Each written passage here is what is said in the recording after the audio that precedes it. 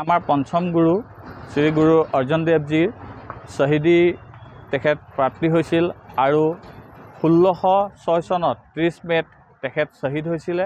তেখেতক জাহাংগীৰে বহু ধৰণৰ কষ্টৰে তেখেতক শ্বহীদ কৰিছিল আৰু জাহাংগীৰে তেখেতক শাস্তি দিয়া মূলতে কাৰণ আছিল তেখেতৰ ধৰ্ম ত্যাগ কৰিব লাগে, কিন্তু গুৰুজীয়ে ধৰ্ম ত্যাগ কৰা নাছিলে আৰু অৰ্জন দেৱজীক জাহাংগীৰে গৰম টাৱাত তেখেতক বহাই তলত জুই জ্বলাই তেখেতক শাস্তি দিছিলে আৰু ডাঙৰ তৰুত পানী উতলাই তেখেতক সেই তৰুৰ ভিতৰত সোমোৱাই দিছিলে আৰু তেখেতৰ মূৰত গৰম বালি ঢালিছিল। এনেকৈ ধৰণৰ বহু তেখেতক কষ্ট দিছিলে। তাৰপিছত গুৰুজীয়ে ক'লে যে জাহাংগীৰৰ সৈন্যক ক'লে যে মই এতিয়া স্নান কৰিব বিচাৰিছোঁ, অৰ্থাৎ মই গা ধুবলৈ বিচাৰিছোঁ নদীত। আৰু জাহাংগীৰক যেতিয়া তেখেতৰ সৈন্যসকলে ক'লে, জাহাংগীৰে দেখা পালে যে গুৰুজীৰ গাত যিহেতু গৰম উতলাইছিল, পানীত ধূপ উঠি গৈছে, ভাবিছে গৰম পানীত তেখেতক যদি এনেকৈ কৰাত আৰু নদীত যদি তেখেতে গা ধুব যায় ঠাণ্ডা পানী, তেখেতে আৰু কষ্ট পাব বুলি সৈনিকসকলক জাহাংগীৰে অনুমতি দিছিল যে আপোনালোকে তেওঁক লৈ যাওক নদীত, গা ধুৱাই পেলাই আকৌ লৈ আহক।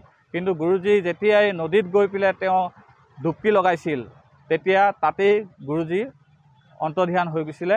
আৰু এই গুৰুজীৰ গুৰুপ্ৰাপ্তি আমাৰ লংকা শ্ৰী গুৰু সিং সভাত এটি পবিত্ৰ আখণ্ড পাঠেৰে 3 দিনীয়া কাৰ্যসূচীৰে সকলো ছাত্ৰসংগত ৰাইজৰ সহযোগত উদযাপন কৰা হ'ব। আৰু সেই শ্বহীদী গুৰুপৰ্বৰ লগত সংগতি ৰাখি খালছা সেৱা সৌজন্যত 2 দিনীয়াকৈ এই ছবিল সেৱা আৰম্ভ কৰা হৈছে আৰু 418তম শ্বহীদী গুৰুপ্ৰাপ্তি লংকা গুৰুদ্বাৰত পালন কৰা হ'ব।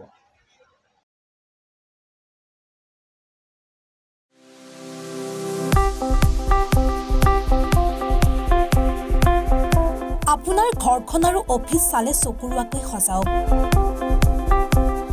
আজি আহক সকলো ধৰণৰ অত্যাধুনিক ফাৰ্নিচাৰৰ বাবে চিটি ফাৰ্নিচাৰ 6 মাইল গুৱাহাটী। আমাৰ ঠিকনা 6 মাইল পাঞ্জাবাৰী ৰোড পুৰবিতাৰীৰ সন্মুখত গুৱাহাটী। আমাৰ যোগাযোগ নম্বৰ 9435013969।